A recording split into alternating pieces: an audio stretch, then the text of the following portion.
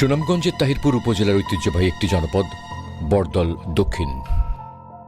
এখানে গণপ্রজাতন্ত্রী বাংলাদেশ সরকারের স্থানীয় সরকার প্রতিষ্ঠান ইউনিয়ন প্রতিষ্ঠিত হয় 1974 খ্রিস্টাব্দে। হাওর বিল নদীর আর ইতিহাস ঐতিহ্যের সীমান্তবর্তী বড়দল দক্ষিণ ইউনিয়ন 21টি গ্রাম নিয়ে গঠিত। প্রাচীনতম রাজ্য লাউড়ে অন্যতম দুর্গ হলহলিয়া সংরক্ষিত পুরাকীর্তি হিসেবে সরকারি তালিকাভুক্ত হয়েছে।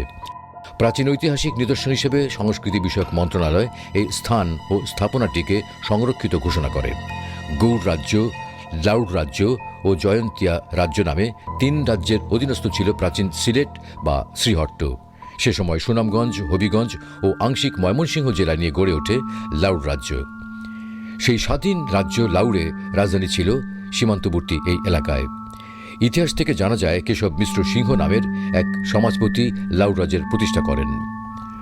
কৌনজ গোত্র থেকে খ্রিস্টীয় 10ম বা 11 শতকে তিনি লাউড়ের গড়ে আসেন।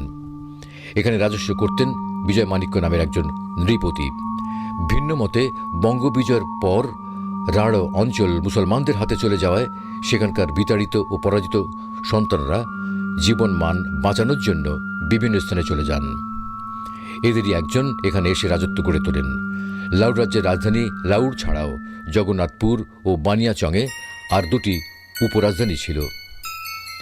এই দুর্গের ধ্বংসাবশেষই লাউড়ের হাউলি, হলহলিয়া বা হাবেলি নামে স্থানীয়ভাবে পরিচিত। প্রতিটি প্রকোষ্ঠের মনোরম কারুকার্য দেখলেই বোঝা যায় এখানে কোনো সম্ভ্রান্ত রাজা বা নৃপতি বসবাস করতেন। লাউড়ের এই প্রাচীন স্থাপনাটি ধ্বংসের হাত থেকে রক্ষায় ঐতিহাসিক স্থাপনার স্বীকৃতি ও সরকারের প্রত্নতত্ত্ব সম্পদের তালিকাভুক্ত করা হয়।